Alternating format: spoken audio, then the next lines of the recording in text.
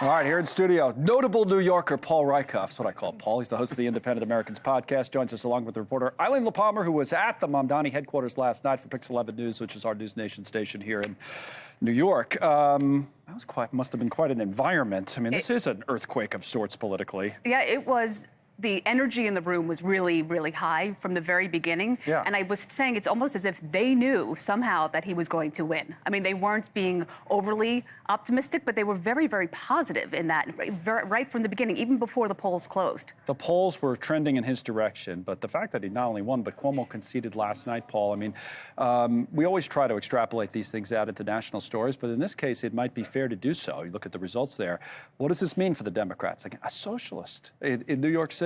I think it means that, at least in New York City, the Democrats are moving really hard to the left. Yeah. Important for everybody outside of New York to know that only about 1/3 of Democrats who were registered voted yesterday. So this is, a section of the Democratic Party. It's not representative of larger New York. 2/3 of New Yorkers couldn't vote yesterday. Independents like me, Republicans couldn't vote. And usually the general election doesn't really matter. But now it's going to matter because he has got tons of unfavorabilities. Cuomo has tons of negatives. Adams has tons of negatives. And then you've got Sliwa and the independent Walden who are going to make their case now in a different advising Walden on his campaign. He's coming on with, he's been on with us before. You're advising Walden, right? Yeah, I think it's a great night for Jim Walden. It's a great night for an independent to be able to make his case now to folks who couldn't vote, to all New Yorkers and all Americans, and to differentiate himself in a field that most New Yorkers think are full of crazies, criminals, and extremists. He can be the moderate, centrist independent and make some real headway. Eric Adams is still in that field, too. Let me go to the tablet for a moment, because, Eileen, you'd be interested. Everybody that, even that they're not from New York, they know the 5 boroughs that make up New York City.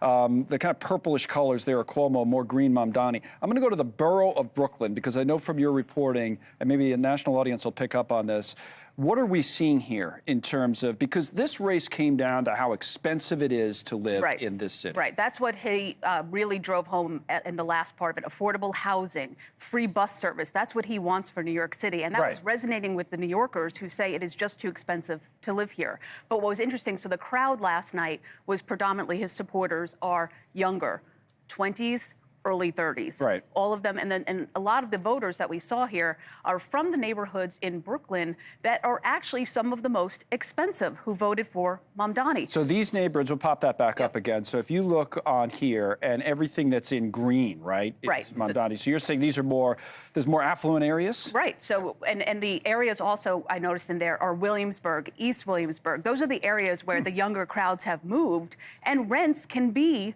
$3,000 to $5,000 per month for those people who are living there. Park Slope's included in there. Yeah. Some of the areas of Brooklyn. So those are the people who went for Mamdani. And so they're the ones talking about an affordable New York. But if you are in the working class or even the middle class in New York, as everything continues to get more expensive, we hear even from those voters that they cannot continue to afford it. Right. And I mean, affordability is a problem all around the country, Paul, but it's a different situation. I know maybe San Francisco and other cities would compete, but it's different here, and it's really gotten worse. So you live in the It is, but I think there's a bigger issue that Americans are frustrated with affordability nationwide, and especially young people who are graduating from college, seeing limited options. They can't afford housing. But that's the case here in New York. That is. But people like I have kids in that age group. They're out. We have friends that you hear that story moving to other cities. Yeah, and the important part here is that is a national frustration, I think, that exists right across all partisan lines. He harnessed it in a very unique way with the left and the young people, in part by promising them things that he may not be able to achieve. They're selling kind of unfundable fantasies.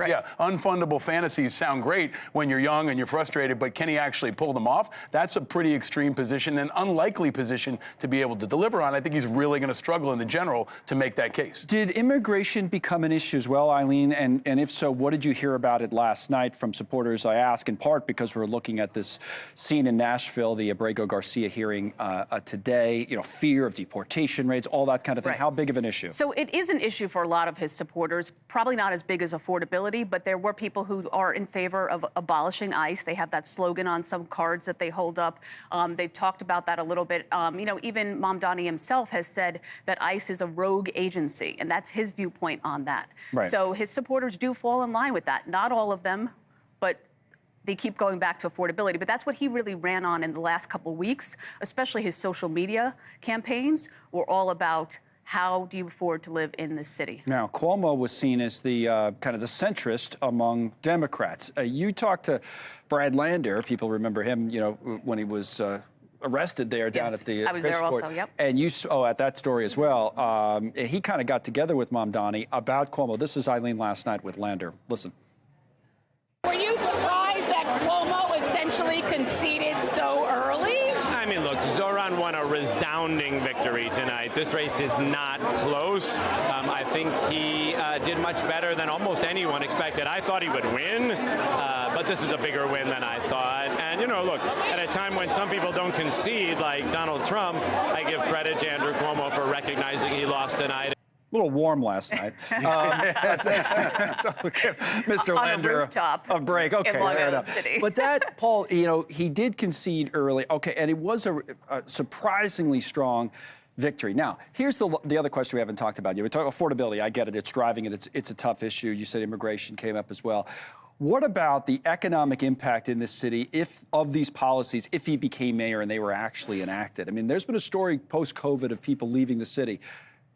Might be slightly exaggerated, but there's a bigger story of businesses leaving the city, which I don't think is exaggerated. People are very concerned, especially moderate people in this city. Totally. He's going to raise taxes. He's going to crush businesses. He's going to tax upper-class people. And he said he will. He's also said he's going to defund the police. He's been very anti-Israel. So it's a position that definitely appeals to the left wing of the Democratic Party. And the entire party kind of coalesced against Cuomo, which you saw last night. So Cuomo is not popular in the Democratic Party. He's probably more popular outside of the Democratic Party. And there's no word yet on whether or not he's going to continue to try to run as an independent, right? So in the landscape, you could have Eric Adams, who's a Democrat running as an independent. You could have Cuomo, who's a Democrat saying he's an independent. And then you have Jim Walton, who's actually an independent. So there's going to be a conversation about who's really independent and who can get the 1 million independent voters who couldn't vote last night and are much more moderate and centrist. And I think that's the undercard here, that moderates want an alternative. Moderates in this country and in this city want a moderate centrist option. And so far, they haven't had one. And in the general, they will. Well, that was the story in the presidential election, Eileen. You covered here in New York, I'm sure, where the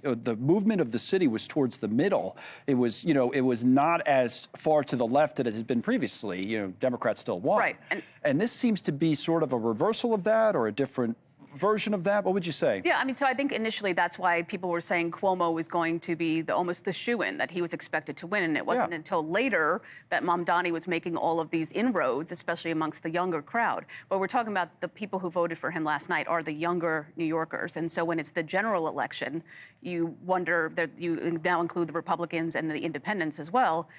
And that may be... Well, they might split that vote, though. But if Adams, you know, he was put out, it said no chance. But if it's only Adams, if Cuomo doesn't run, does that... Well, and Adams is undoubtedly going to have the support of Donald Trump. And that's going to be a factor, I think, in all of this, is how Trump plays into the landscape and who can stand up to Trump. I think that's something that most New Yorkers want to see, is who can make the city work effectively, who can be a centrist and bring people together, and who this guy wasn't a centrist, but he did stand up to Trump. And I think right now, to be honest with you, this is a fantastic victory for Donald Trump. He's licking his chops at the opportunity to do battle with a self-proclaimed socialist Republicans who's 33 years old. This is AOC's next generation. The ads are almost made for that. Yeah, right? For Trump, this is a field day. All right. So, again, more on this. It's not just a New York story. Thank you, Eileen. And it's a wider story than that. Thank you, Paul.